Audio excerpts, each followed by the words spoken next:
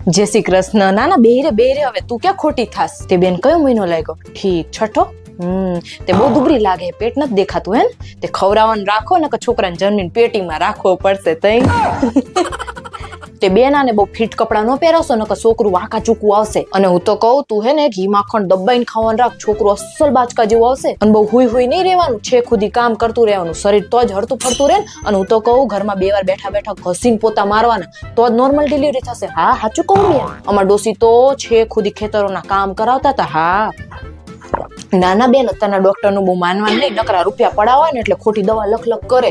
આપણી વખતે તો ઘરે ડિલિવરી કરી નાખતા હતા નહીં બેન? અત્યારની સોડી તો બહુ પોપલા વેડા કરે. અમે તો અઠવાડિયામાં આખા ઘરનું કામે કરવા લાગતા હતા. ને હવે તો મહિના સુધી બેડ માંથી ઉભા ના થાય. લે અમાર વખતે તો શ્રીમંત ને એવું કશું કરતા નતા. અને હવે તો નકરી પૈસા ને બરબાદી જ કરે. આમ પેટ પકડીને ફોટા પડાવે. બોલ, તમને શરમ ન આવે? તમારા ઘરવાળા તમારા પેટ પકડે બધાને સામે તો?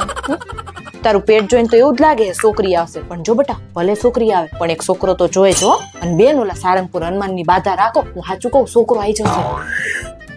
સારું બેન, હાલો હું જવું હો, ધ્યાન રાખજો.